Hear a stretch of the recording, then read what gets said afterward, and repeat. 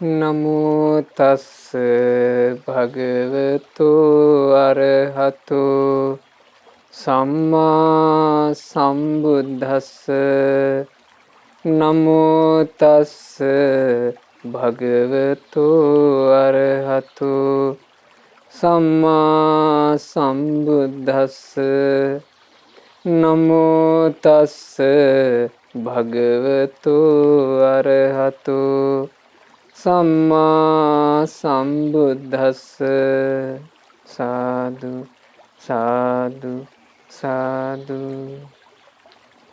මාගේ ගුරු දේවෝත්තම පරම පූජනීය පින්වත් ලොකු ස්වාමීන් වහන්සේට ගෞරව ආදර වන්දනාව වේවා. සාදු සාදු සාදු.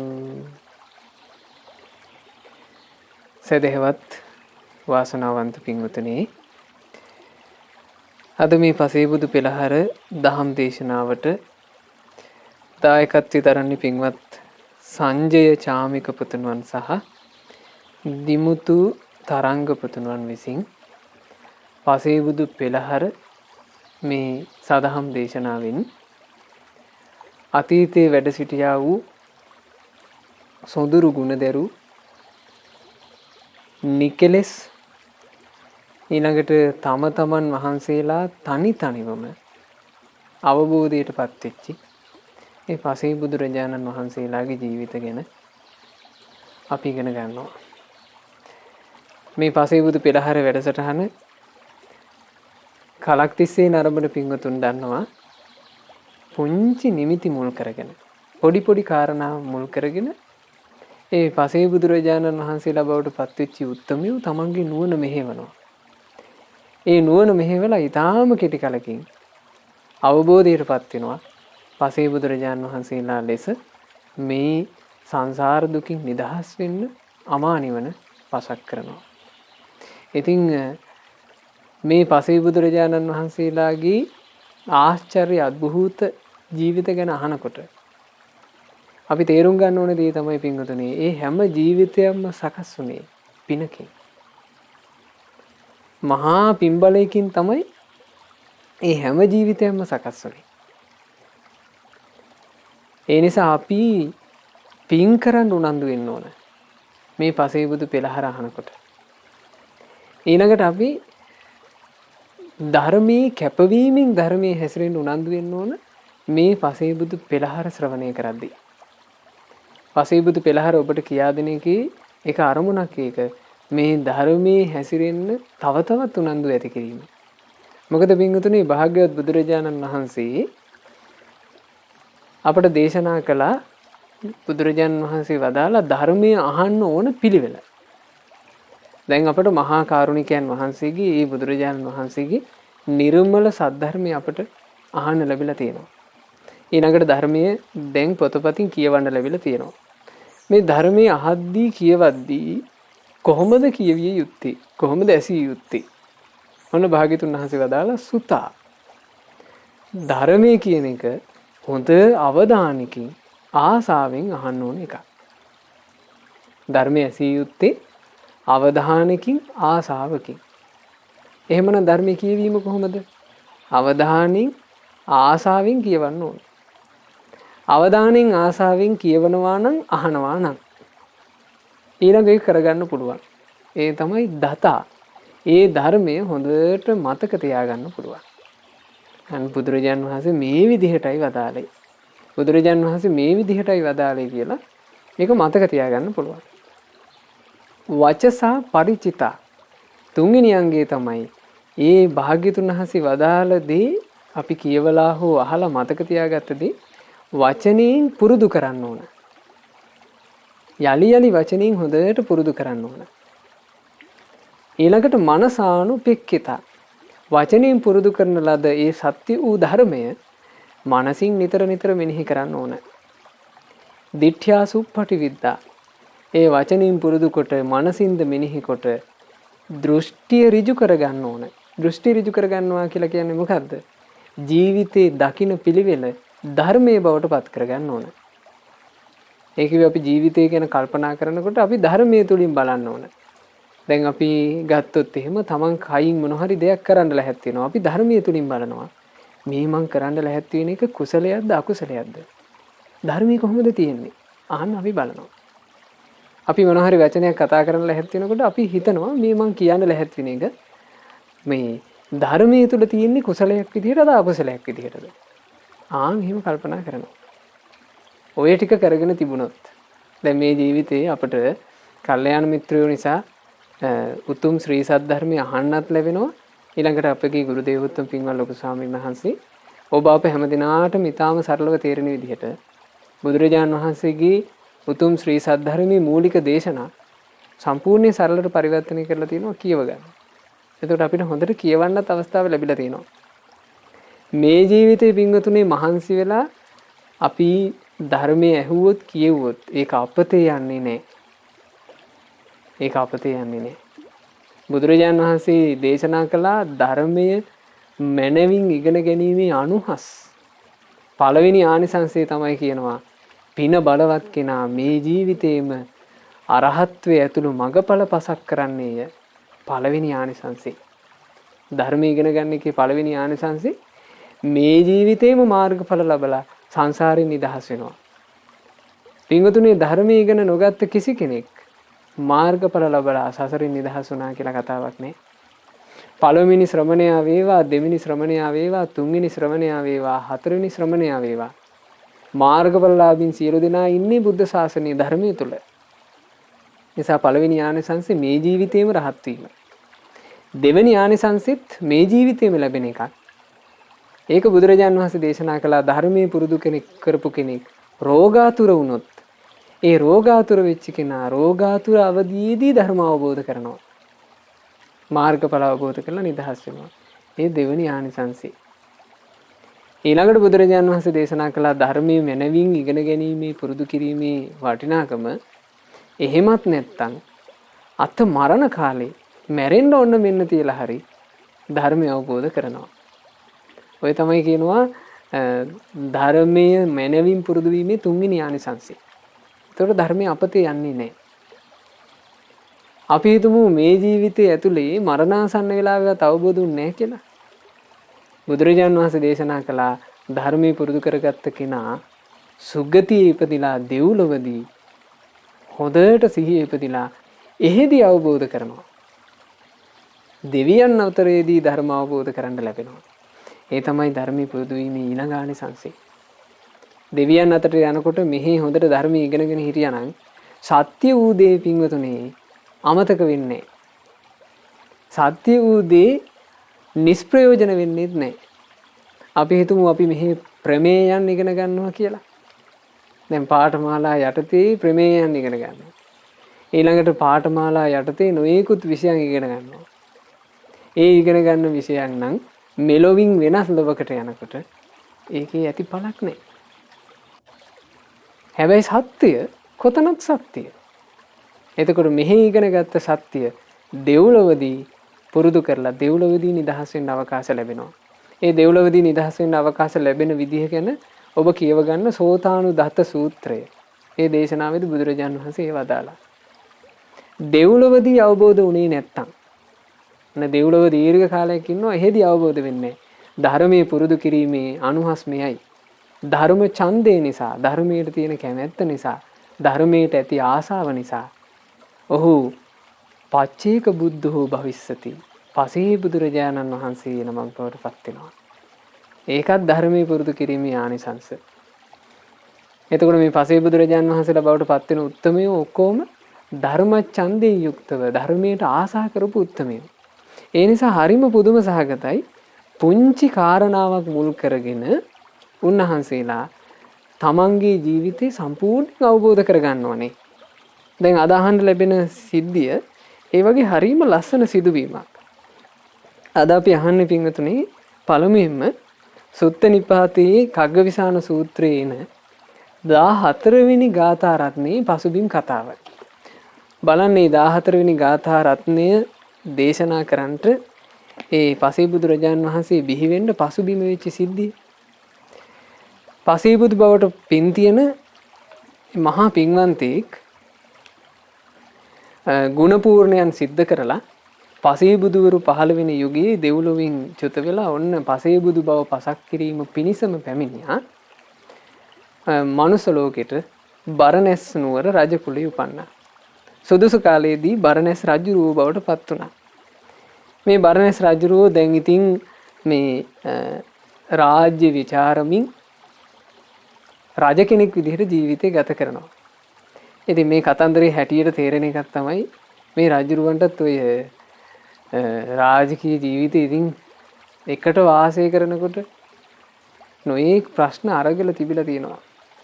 දැන් පින්වතුනි ඒක තේරුම් ගන්නකො මෙහෙම සාමාන්‍ය ගිහි ජීවිතයක් ගත කරනකොට මේ ගෙවල් වල අයත් එක්ක එකට ඉන්නකොට ගෙවල් වල අයත් එක්ක එකට ඉඳීම නිසා කොච්චර ජරමර තියෙනවදනේ. එහෙව් එකේ රජෙකුට කොච්චර ප්‍රශ්නයක්ද. එතකොට මේ රජුරුවෝ දවසක් පැමිණියා කියනවා මේ ග්‍රීස්ම කාලේ කියන්නේ ඒ කාලේ රස්නේ කාලේ දවල් කාලේ පොඩ්ඩක් හාන්සි වෙන්න කියලා විවේකයෙන් නිදා ගන්න තමන්ගේ සයනේ ළඟට පැමිණුණා. මේ රස්නේ කාලේනේ. ඒ සයනේ ළඟට පැමිණියාට පස්සේ රජුරුවන්ගේ අග්‍ර මහේසිකාව අගබිසව විජිනිපත අරගෙන රජුරුවන්ට පවන් සලන්න පටන් ගත්තා. රස්නේ නිසා රජුරුවන්ට දැන් සීතල පවන් සලනවා ඇය විජිනිපත අරගෙන. ඊළඟට රජුරුවන්ට මේ ග්‍රීස්ම කාලේ රජුරුවන්ගේ ශරීරයේ සීතල සඳුන් ගල්වන්න රජුරුව නිදාගෙන ඉන්න තැනම, ඒ කියන්නේ නිදා ගන්නවා කියන්නේ රජුරුව දැන් හාන්සි වෙලා ඉන්න තැනම යට එක්තරා දාසියක් හඳුන් කුඩු කරනවා, හඳුන් ගල ගන්නවා. එතකොට අර ඔබ දැකලා ඇතිනේ මේ මිරිස් ගලේ මිරිස් අඹරනවා. මේ වගේ ඇය හඳුන් කුඩු හොඳට මේ වතුර දදා අඹරනවා. මේ අඹරනකොට ඇය දැන් මෙහෙමයි අඹරන්නේ, එක අතකින් අඹරනවා, ඒ අත රිදෙනකොට අනිත් අතින් අඹරනවා. මේ දාසිගේ එක අතක එක වලල්ලක් දාලා තිබුණා. අනිත් අතේ වලලු දෙකක් දාලා තිබුණා. දැන් රජුරුව මේ හාන්සි වෙලා ඉන්නකොට රජුරුවන්ට පේනවා දාසි හඳුන් අඹරනකොට අර එක වලල්ලක් තියෙන අතින් අඹරනකොට කිසි සද්දයක් නැහැ. දාසි අත රිදෙනකොට පින්වතුනේ අනිත් අත මාරු කරනවා. එතකොට මේ වලලු දෙකක් තියෙන අතින් මේ හඳුන් අඹරනකොට ඒ වලලු දෙක එකට ගැටෙනවා. එතකොට ටන් ටන් කියලා සද්ද එනවා. ඒක රජුරුව බැලුවා එක වලල්ලක් තියෙන නිසා කිසි සද්දයක් නැහැ. වලලු දෙක වෙච්ච ගමන් සද්ද පටන් ගත්තා. මේ තනියම වාසය කරා නම් හරි සැපයිනේ. තනියම වාසය කරනකොට කිසි ජරමරයක් නැහනේ. කිසිම කරදරයක් නැහනේ. සැනසෙල්ල ඉන්න පුළුවන් නේ. දෙන්නෙක් වෙච්ච ගමන් කරදරේ කියලා දැන් රජුරු හිතනවා. දැන් මේ පසේබුදු බවට පින් තියෙන කෙනෙක් නෙමෙයි හිතන්නේ. අර වලලු දෙක බලලා ජීවිතය ගැන හිතනවා. ඒ හිතනකොට දැන් රජුරවන්ට මේ දාසීගේ අත් දෙක දිහා බලාගෙන තමයි මේ හිතවිලි ටික ඔක්කොම යන්නේ. රජුරෝ මේක හිතෙද්දී එතන ළඟ පවන් සලනවනේ කවුද? අගබිසව. අගබිසව පවන් සලන ගමන් අගබිසවට පේනවා රජුරෝ බලාගෙන ඉන්නේ දාසීගේ අත් දෙක දිහා. දාසී දෙසමයි. අගබිසව කල්පනා කළා හප්පේ මං ඉද්දී මහරජුරවන්ට දාසී ගැනවත් හිත ගියාද?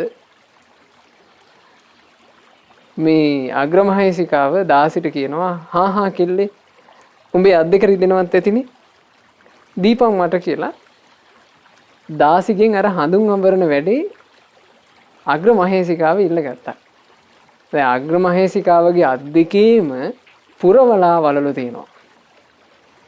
අග්‍රමහේසිකාව හඳුන් අඹරන්න ගත්තේ අත් දෙකෙන්ම කියනවා. අත් දෙකින්ම හඳුන් අඹරනකොට මේ වලලු ඔක්කොම ටික එකට ගැටෙන්න පටන් ගත්තා. මෙතන සලං සලං කියලා විශාල හඬක් ඇහෙන්න පටන් ගත්තා. එතකොට රජුරෝ කල්පනා කරනවා එක වලල්ලක් ඇති කල්හි කිසිදු හඬක් නැත්තේය.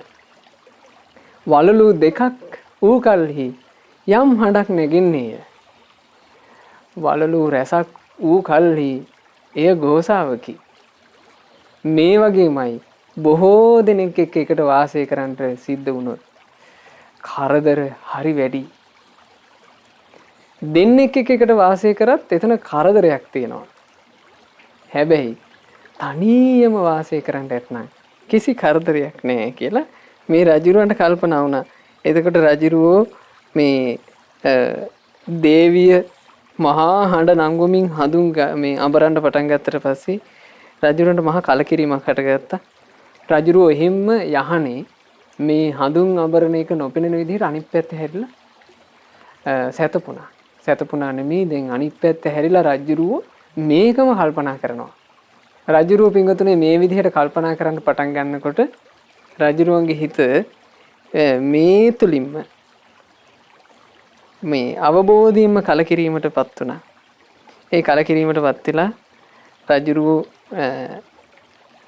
තමන්ගේ ජීවිතය ගැන ගැඹුරට හිතන්න පටන්ගෙන තියෙනවා මේ සුළු නිමිත්ත මුල් කරගෙන. මම ඒකයි කිව්වේ කැපවීමෙන් ධර්මයේ හැසිරෙලා බලවත් ධර්මයට ආසාව ඇති කරගත්තොත් පින්වතුනි ඒ ධර්ම ඡන්දේ විසින් අපට ඵලය උපදිනවා. ඒ ඵලය උපදින්න පටන් ගන්නකොට පුංචි දෙයක්ත් ඇති. දැන් මේ රජුරවන්ට මේ කලකිරීම හටගන්න හේතු වුණේ මේ පොඩි කාරණාවක්. නමුත් ඒ සුළු කාරණාව මුල් කරගෙන උනත් රජතුමාගේ හිත බලවත්ව ඒ කෙරෙහි ඇදී ගියා. රජුරු අවබෝධයෙන් යුක්ත කලකිරීමේම හිත පිහිටුවගෙන හොඳට සමාධිමත් හිතින් ජීවිතය ගැන ගැඹුරට හිතුවා. ඒ යහනේ හාන්සි විලාම සියලු කෙලෙස් නැසුව අවබෝධයටපත් වුණා. පසේ බුදුරජාණන් වහන්සේ නමක් බවට පත් වුණා. දැන් මේ පසේ බුදුරජාණන් වහන්සේ අර සයනේම හාන්සි වෙලා ඉන්නවා. අග්‍ර මහේසිකාව හඳුන් ඔක්කොම ගලගාලා අඹරලා සියුම් විදියට සකස් කළා. සකස් කරලා තමන්ගේ අත් දෙකේම මේ හඳුන් තවරගෙන රජුරුවන්ගේ යහනේ පැත්තකින් වාඩි වෙලා කිව්වා දේවයිනී හඳුන් තවරන්න කල් පැමිණිලා කිව්වා. මේ කිව්ව ගමන් දැන් වැඩ ඉන්නේ කවුද? පසේ බුදුරජාණන් වහන්සේ. පසේ බුදුරජාණන් වහන්සේ ඉක්මනින් කිව්වා වහාම මෙතනින් ඉවත් වෙන්න. මගේ ශරීරයට අත තියන්න එපා කිව්වා. ඒ කිව්ව ගමන් අග්‍ර මහේසිකාව හොඳටම තැති ගත්තා. ඇස්වල කඳුළු පුරවගෙන අහනවා අනේ ස්වාමීනි මගෙන් මොන වැරදක් වුණාටද? එතකොට කියනවා මේ පින්වතිය මා දැන් රජෙක් නොවේ. ඒ නිසා ඔබ මගෙන් ඈත් වෙලා ඉන්න. ස්ත්‍රීන්ගේ ඇසුර මට සුදුසු නෑ කිව්වා. උන්වහන්සේ කෙලෙස් වෙලා. උන්වහන්සේ පසේ බුදු බවට පත් වෙලා. එතකොට දේවී කියනවා අනේ ස්වාමීනි ඔබ වහන්සේට මොකක් වුණාද? මේට සුළු වෙලාවකට පෙර මගෙත් එක්ක හොඳට සතුටින් හිටපු ඔබ වහන්සේ දැන් නිකන් පැවිද්දෙක් වගේ කතා කරන්නේ ඇයි? ඔබ වහන්සේට මගේ මොන වැරද්ද වුණාටද කියලා ඇහුවා. එතකොට මේ මහේසිකාවට රජුරු කියනවා පින්වතිය දැන් ඔබ එසේ නොසිතිය යුතුයි. දැන් මට මේ රාජ්‍යයෙන් ඇති පළක් නැහැ කියලා කියපු ඒ පසේ බුදුරජාණන් වහන්සේ මේ හිසේ පළදගෙන ඉන්න ඔටුන්න ගලවන්න මේ හිසට අත තිබ්බා. ඒ හිසට අත තියෙනකොටම පින්වතුනි පසේ බුදුවරුන්ටම වෙන් වූ ඒ සුවිශේෂී අභිඥා බලයෙන් අර ගිහි වේසේ සම්පූර්ණයෙන් අතුරුදහන් වුණා. පසේ බුදුරජාණන් වහන්සේ නමක් ලෙස හොඳට ගත සිවුරු පොරවාගෙන පාත්‍රය දරාගෙන උන්වහන්සේ වැඩ හිටියා. එතකොට දේවී ඇතුළු පිරිස වැඳ වැටෙනවා. ඒ වැඳ වැටලා කියනවා අනේ ස්වාමීනි ඔබ වහන්සේට මේක වුණේ කොහොමද? ඔබ වහන්සේ මේ රජුරුව විදිහට මෙතන ඉඳලා එකපාර කොහොමද ශ්‍රමණෙක් වුණේ?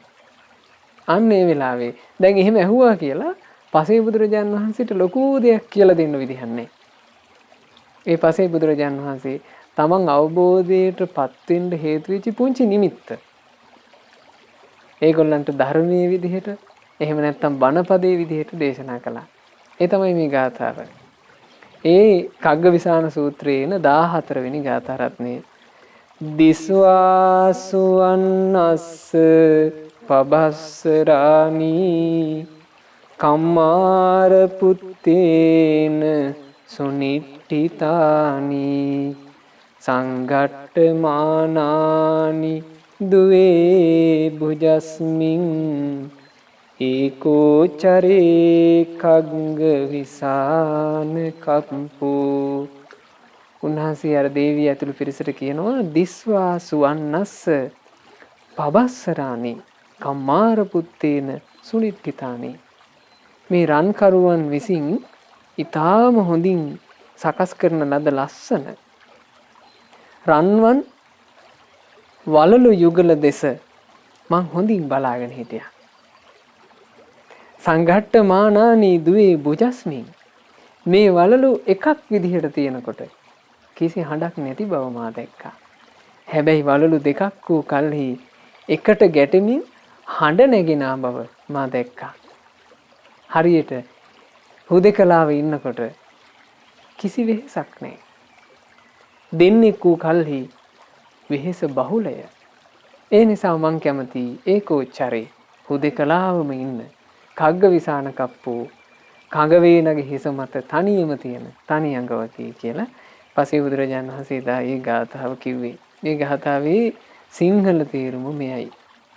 රන් කරු තෙනු මනවින් දිලෙන රන් වලලු යුගලක් අතෙහිලා ගත් විට එකිනෙක ගැටෙනු දකිමින හුදෙකලාවෙම දිවි ගෙවයි හේ තනි අඟකින් යුතු කඟ වේනෙකුසේ.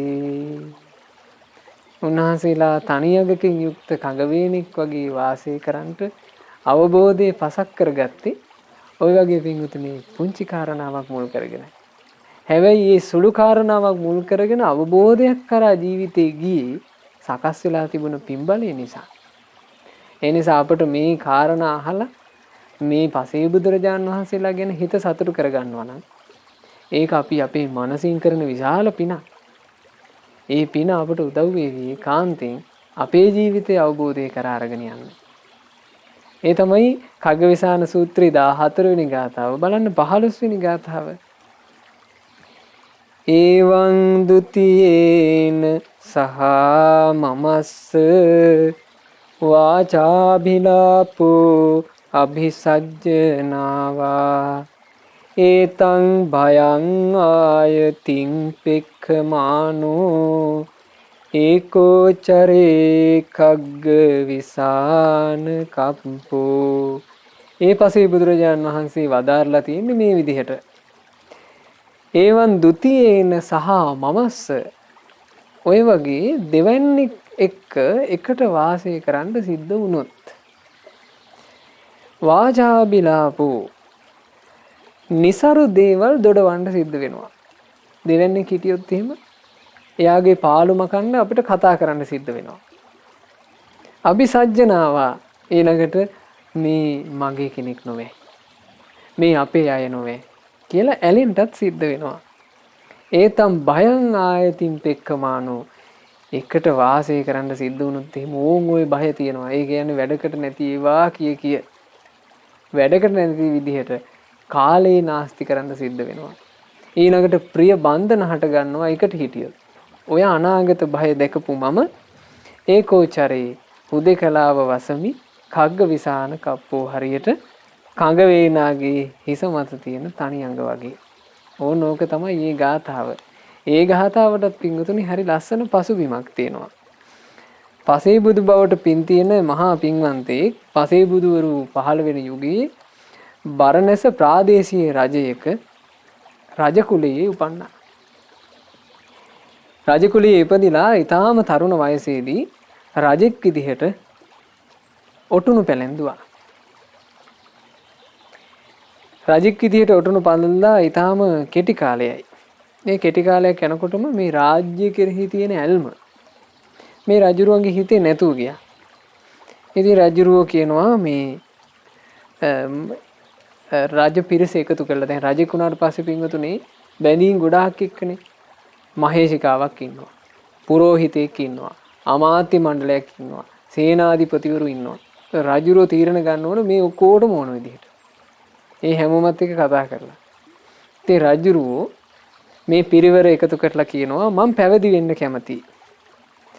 දේවියකින් උපදෙස් අරගෙන මේ රාජ්‍යයේ අදාළ කටයුතු කරන එකයි ඇත්තේ කිව්වා. එතකොට ඕන්න අමාත්‍යවරු කංකිඳිරි ගන්න පටන් ගත්තා.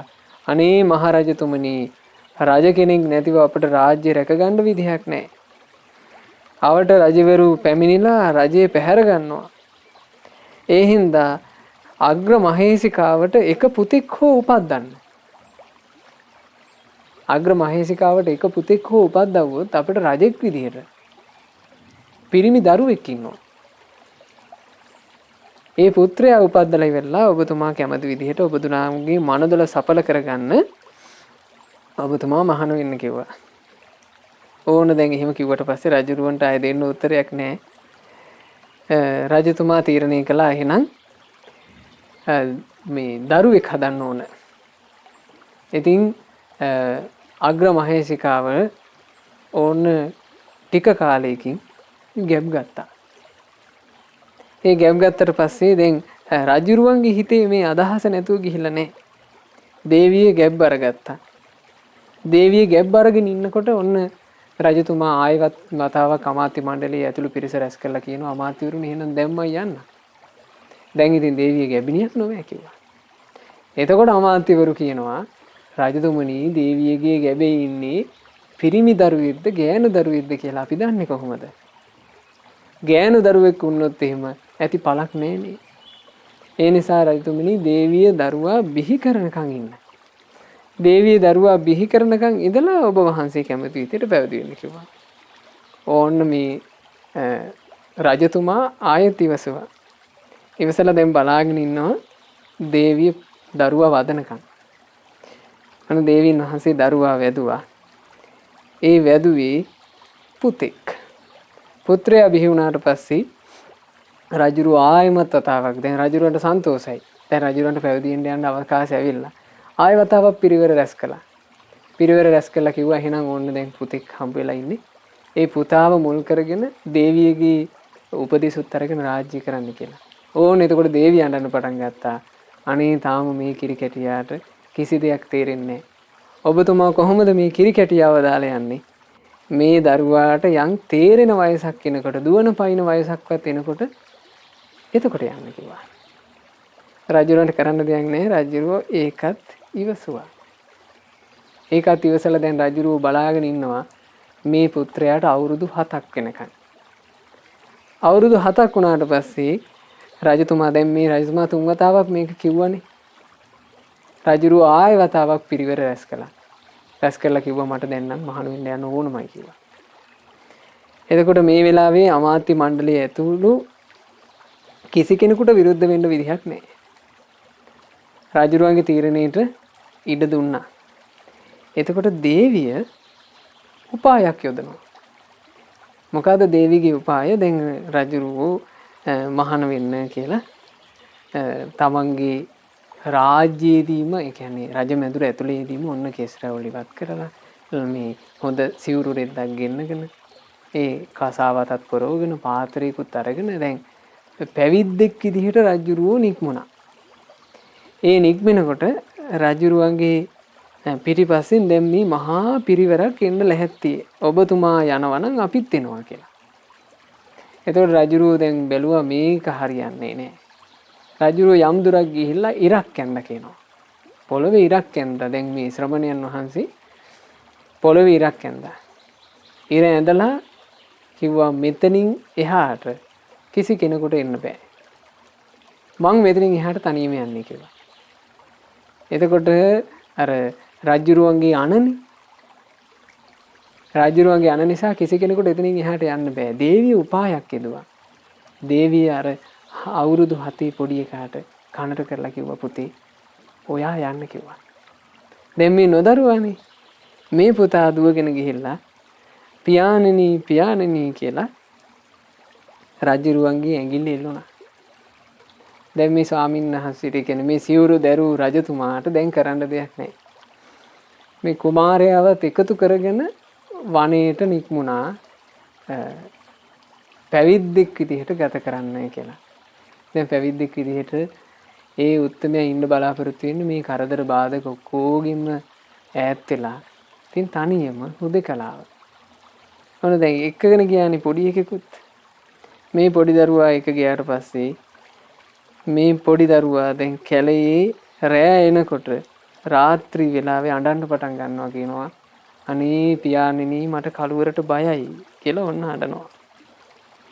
ඊළඟට මෙයාට නිදාගන්න කියලා පැවිද්දන්ට මේ මහා සුව පහසු යහනා නැහෙනේ.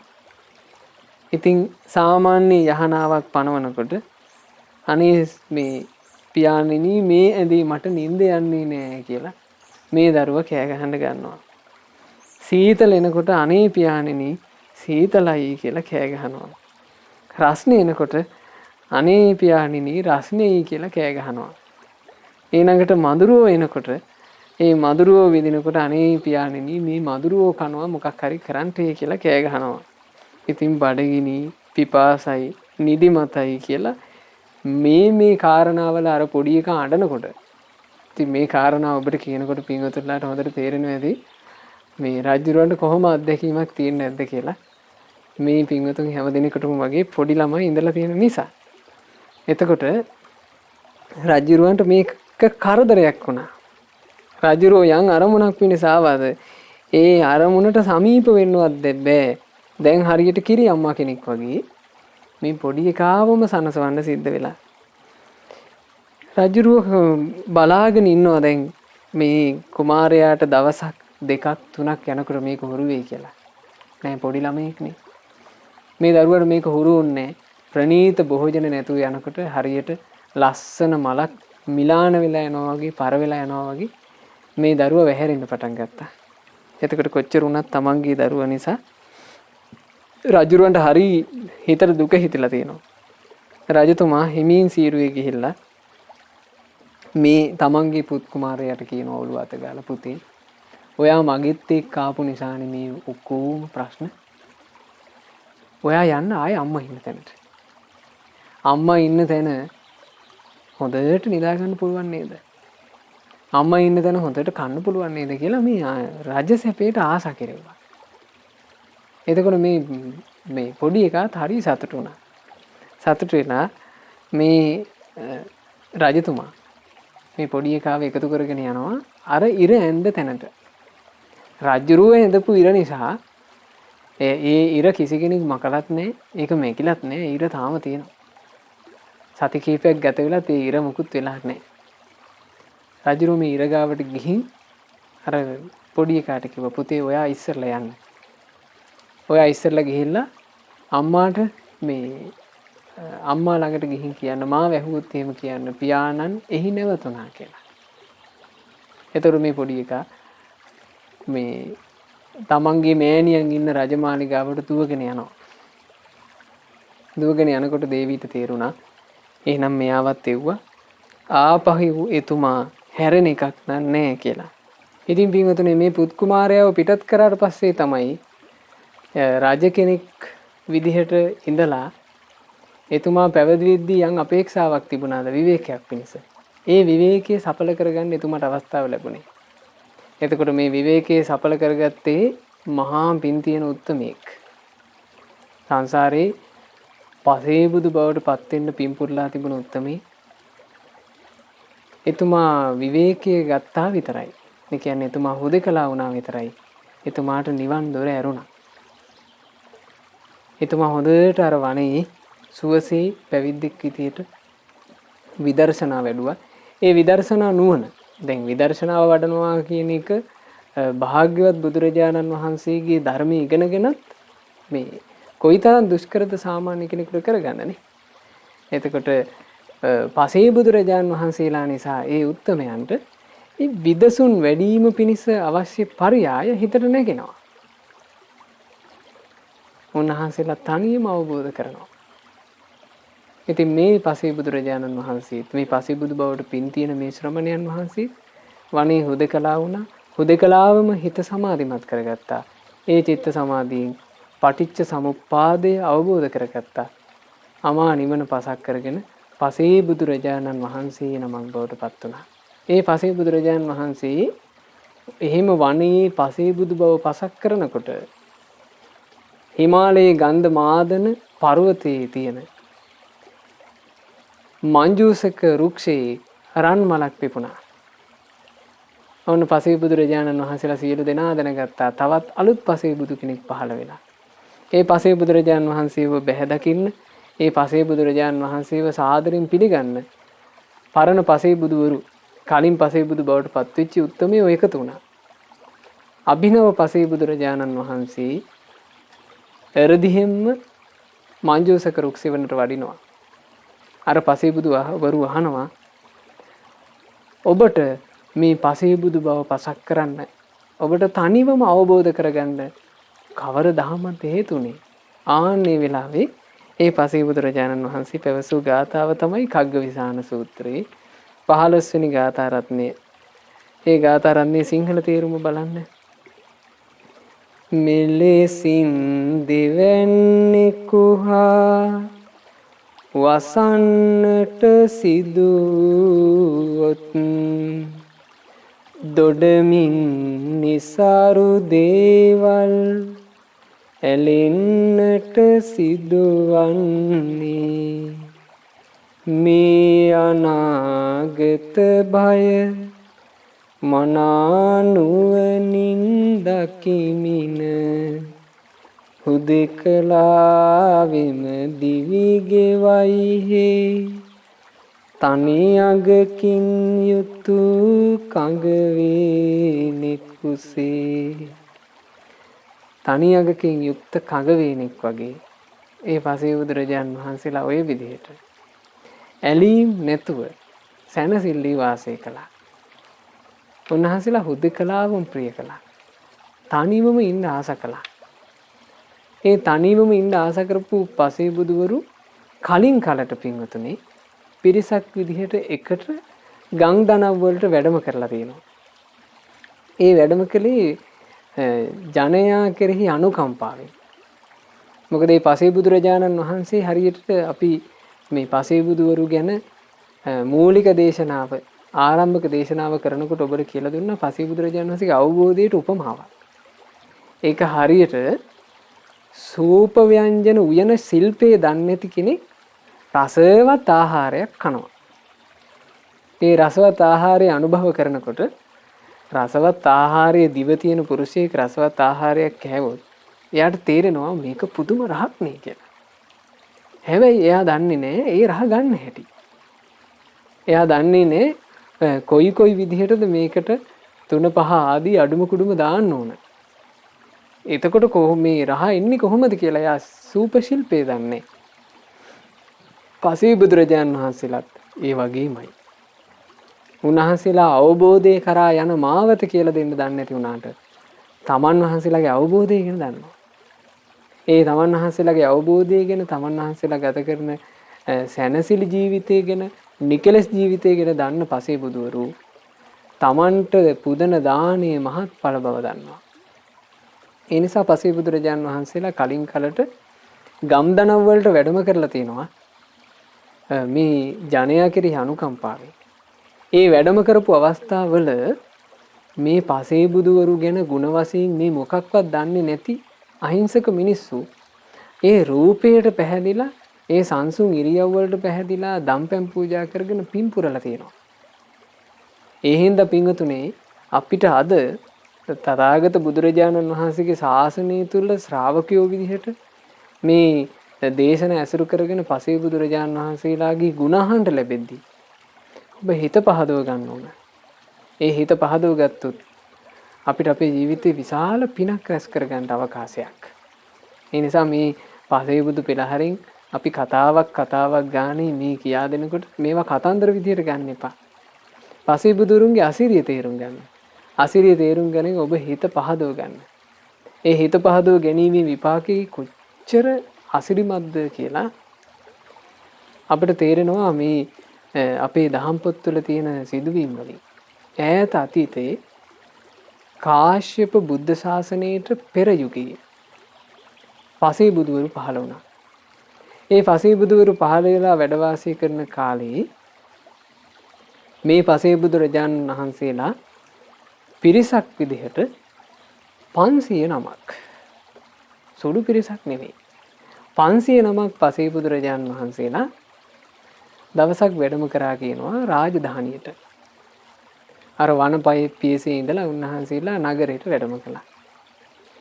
ඒ නගරයට වැඩම කරපු වෙලාවේ මේ එක්තරා ගමක කාන්තාවක් එදා නගරයට ගිහිල්ලා.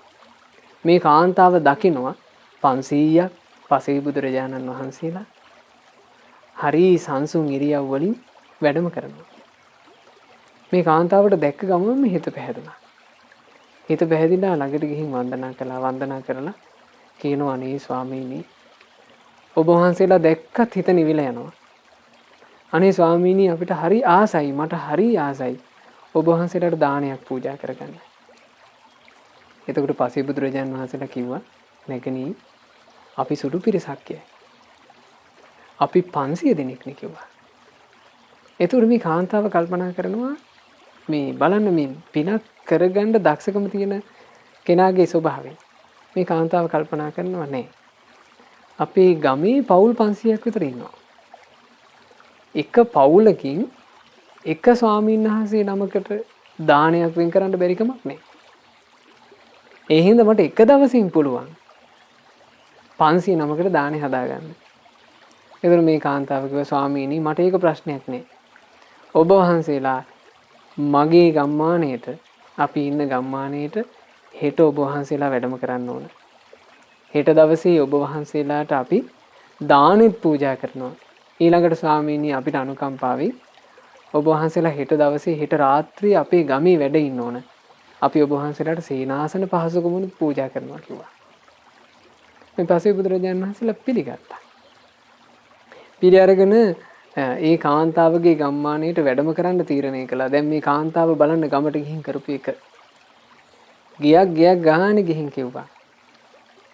අපිට අපේ ජීවිතේට විශාල යහපතක් කරගන්න අවකාශය ඇවිල්ලා. ඒ නිසා මිත්‍රවරුනි අපි හෙට මේ එක නිවසකින් එක ස්වාමීන් වහන්සේ නමකට දානෙ දෙමු. ඒකල අපි මේ ගෙවල් හොඳට අස්පස් කරලා එක දවසකට අපේ මේ ගෙයක් එක ශ්‍රමණයන් වහන්සේ නමකට වැඩ ඉන්න පූජා කරමු. අපිට බැරි කමක් නැහැනේ එක දවසකට පොඩ්ඩක් ගෙයින් එළියට බහලා ඉන්න කියලා මේ කාන්තාව හැම කෙනාම දැනුවත් කරා. මිනිස්සු හැමෝම සතුටු වුණා. සතුටු වෙලා ওই විදිහට මේගොල්ලෝ මේ 500ක් පසේ බුදුරජාණන් වහන්සේලාට අප උපස්ථාන කරගත්ත සේනාසන පහසුකම් සහ දානමාන පූජා කරලා. ඒ පසේ බුදුරජාණන් වහන්සේලා ඉතින් එක දවසයි අනුග්‍රහ පිණිස වැඩ හිටියේ. ඒ රාත්‍රී පහන් වුණාට පස්සේ මේ දාණයට ආරාධනා කරපු කාන්තාව තමන්ගේ ස්වාමි පුරුෂයත් එක්ක මේ පසේ බුදුරජාණන් වහන්සේලා හම්බ වෙන්න ගියා. අරගෙන ගියේ පින්වතුනි මේ ඒ කාලේ තිබිලා තියෙනවා අනෝජා කියලා මලක්. ඉතින් ඒ මල් මේ කාලේ වෙනකොට සමහරට නැතුවා වෙන්නත් පුළුවන්. එහෙම නැත්නම් වෙන නමකින් හඳුන්වනවා වෙන්නත් පුළුවන්. කොහොම වුණත් මේ මල හරි ලස්සන මලක්. ලස්සන පාටක් තිබ්බ එකක්. මේ අනෝජා මල් අරන් ගියා. අරගෙන ගිහින්ලා මේ පසේ බුදුරජාණන් වහන්සේලාට මේ මල් පූජා කළා. මල් පූජා කරලා මේ ප්‍රාර්ථනාව කළා ස්වාමීනි අපි මේ දාණයට බොහෝ දෙනෙක් එකතු වුණා. මගේ ස්වාමි පුරුෂයා ඇතුළු මේ දාණයට එකතු වෙච්ච සියලු දෙනාට මේ දානී පිනේ අනුහසින් ඔබ වහන්සේලා යම් උතුම් දෙයක නිවි සැනසුණාද ඔබ වහන්සේලා යම් උතුම් දෙයක ඔබ වහන්සේලාගේ ජීවිතේ සනසවා ගත්තද අනේ ස්වාමීනි අපටත් මේ උතුම් දේ සාක්ෂාත් කරන්න ලැබේවා බලන්න ප්‍රාර්ථනාව. එහෙම කතුවා. ඊට අමතරව ඒ කාන්තාව විශේෂ ප්‍රාර්ථනාවක් කරලා තියෙනවා අනේ ස්වාමීනි මං අනෝජා මල් වලට හරි ආසයි.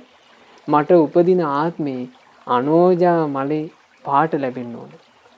මට උපදින ආත්මේ මේ අනෝජා කියන නම හරි ලස්සනයි. මට ඒ නම ඕනේ කියලා ඒ අමතර ප්‍රාර්ථනාවකුත් කළා. ඒ පසේ බුදුරජාණන් වහන්සේලාට අප උපස්ථාන කරපු පිනක අසිරිය බලන්න පින්වතුනි. අපගේ ගෞතම සම්මා සම්බුදුරජාණන් වහන්සේගේ යුගයේ එනකොට එක දවසක් පසේ බුදුරජාණන් වහන්සේලාට උපස්ථාන කළ පින එක වතාවක් පසේ බුදුවරුන්ට දන් දීපු පින ඒ මහා පින්වන්තයා ගෞතම ශාසනයට එනවා මහා කප්පිනක නමින්. ඔබ අහලා ඇති මහා කප්පිනක මහරහතන් වහන්සේ. මහා කප්පිනක මහරහතන් වහන්සේ අරහත්ත්වයේ පසක් කළේ පින්වතුනේ 500ක් අමාත්‍යවරුත් එක්ක. එතකොට මේ 500ක් අමාත්‍යවරු තමයි අර එදා ගමේ ගෙවල් වල හිටපු 500ක් පුරුෂයෝ ටික. ඒ ඔක්කොම ගෞතම බුදුරජාන් වහන්සේගේ ශාසනයේ සුවසේ අමා නිවන පසක් කරගත්තා. මහා කප්පිනක මහරහතන් වහන්සේ ඇතුළු 500ක් රහතන් වහන්සේලා. ඊළඟට ඒ මහා කප්පිනක රජුරුවන්ගේ අගබිසව වුණේ අනෝජා බිසව. අනෝජා බිසව ඇතුළු 500ක් ස්ත්‍රීන් ගෞතම ශාසනයේ අරහත් උත්තමාවියන් බවට පත් වුණා. ඒ තමයි එදා දානයට ආරාධනා කරපු ස්ත්‍රිය. ඒ නිසා මේ පසේබුදු උතුමන් ගැන සිත පහදවා ගන්නවා කියලා කියන්නේ ඒක ජීවිතේට විශාල පිනක්. ඒ නිසා පින්වතුන්ලා මේ පසේබුදු පෙළහරින් මේ ඉගෙන ගන්න කාරණා මුල් කරගෙන පසේබුදුරජාන් වහන්සේලා ගැනම හිත පහදව ගන්න. ඒ නිකලස් ගුණය ගැනම හිත පහදව ගන්න. උන්වහන්සේලාගේ සුන්දර ජීවිතය ගැන හිත සතුටු කරගන්න. අපගේ භාග්‍යතුන් වහන්සේ වදාළේ පරිනිබ්බුතේ වන්ද තප්පමෙයාති. මහණෙනි, ඒ පිරිනිවනට වැඩි පසේබුදුවරුන්ට ඔබ නිරතුරු වඳින්න කියලා. ඒ නිසා කඟ වේනාගේ හිස මත තියෙන තනි අඟ වගේ හුදකලා හිතින් වැඩ හිටි. ඒ පසේබුදුරජාණන් වහන්සේලාට අපගේ වන්දනාව වේවා. සාදු සාදු සාදු.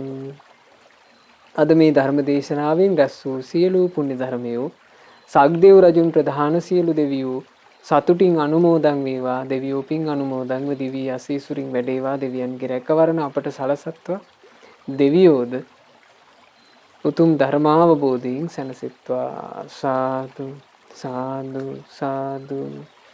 මේ රැස් කළා වූ සියලුම පුණ්‍ය ධර්මයන් අපගේ ගුරු දේවෝත්තම කල්යාණ මිත්‍ර පින්වත් ලොකු ස්වාමීන් වහන්සේට අනුමෝදන් වෙත්වා. පින්වත් ලොකු ස්වාමීන් වහන්සේ නිදුක් වෙත්වා, නිරෝග වෙත්වා, දීර්ඝායුෂ ලබත්වා. මේ ගෞතම බුද්ධ ශාසනයේම උතුම් වූ චතුරාර්ය සත්‍ය ධර්මය පරිපූර්ණ ලෙසම අවබෝධ කර ගනිත්වා. සාදු සාදු සාදු.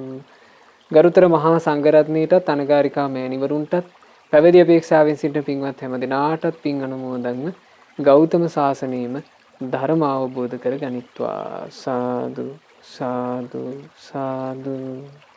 අද මෙම පසේබුදු පෙළහර සදහම් දේශනාව සඳහා දායකත්වයේ දරන පින්වත් සංජය චාමක පුතුණුවන් සහ දිමුතු තරංග පුතුණුවන්ගේ නමින් මීට මාස 4කට පෙර මිය පරලෝ යන්ට යෙදුනා වූ එච්.එම්. මලින්ද බණ්ඩාර හේරත් මිතුරාට මේ සියලු පින් අනුමෝදන් වෙත්වා. ඒ වගේම ඒ අයගේ නමින් මියගිය සියලු ඥාතීන්ට පින් අනුමෝදන් වෙත්වා. අප හැම දෙනාගේ නමින් මියගිය ඥාතීන්ටත් පින් අනුමෝදන් වෙලා අපගේ මේ මිය පරලෝකීය ඥාතීන් පරලෝ වශයෙන් සැපයටපත් වෙත්වා කියන ප්‍රාර්ථනාවෙන් පින් අනුමෝදන් කරන්න. සංජය චාමික පුතුණුවන්ගේ සුජීවත්ව සිටින පියාණන් වන පින්වත් නිමල් ජයසිංහ පියාණන්ට, ප්‍රේමසිරි විජේකලා මෑණියන්ට, ඒ වගේම සජානී මල්කා නැගණියට මේ පින් අනුමෝදන් වෙලා මේ පුණ්‍ය ආශිර්වාදයෙන් නිදුක් නිරෝග සුවයත් දීර්ඝායුෂත් සැලසෙත්වා. දිමුතු තරංග පුතුණුවන්ගේ සුජීවත්ව සිටින දෙසැම්බර් මාස 7 වන දින උපන්දිනයේ යෙදෙන පින්වත් පියසීනී ගමගේ මෑණියන්ටත් ආදරණීය පියාණන්ටත් පින් අනුමෝදන්ව නිදුක් නිරෝග සුවය දීර්ඝායුෂ සැලසෙත්වා. පින්වත් සඳුන් හර්ෂික විජේවර්ධන මිත්‍රයාට සහ මේ සඳහා දායකත්වයන් එකතු කර සෑම සියලු දෙනාට, ඒ වගේම ධර්මයේ හැසිරීම පිණිස නිරන්තරයෙන් උදව් උපකාර කරන කල්යාණ මිත්‍රයන් සෑම සියලු දෙනාට මේ සියලු පුණ්‍ය ධර්මියෝ එකලෙස අනුමෝදන් වෙන්න කියලා ප්‍රාර්ථනා කරනවා. අද දවසේ දායකත්වයෙන් එකතු කරන පින්වත් සංජය චාමික පුතුණුවන්, දිමුතු තරංග පුතුණුවන් ඇතුළු ඒ සෑම සියලු දෙනාට, පවුලේ සෑම සියලු දෙනාට මේ ධර්ම දානමේ පින්කමේ අනුහසින් තෙරුවනේ ආශිර්වාදයෙන්, දෙවියන්ගේ ආශිර්වාදයෙන් ඒ අය බලාපොරොත්තු වෙන විදිහටම නිරතුරුවම කල්යාණ මිත්‍ර ඇසුර ලැබීම පිණිස මේ පින් හේතු වේවා. සුවසේ ධර්මයේ හැසිරීම පිණිස මේ පින් හේතු වේවා. මේ ගෞතම ශාසනය තුල ධර්ම අවබෝධ කරගන්නට මේ සියලු පින් හේතු වාසනා වෙත්වා. සාදු සාදු සාදු.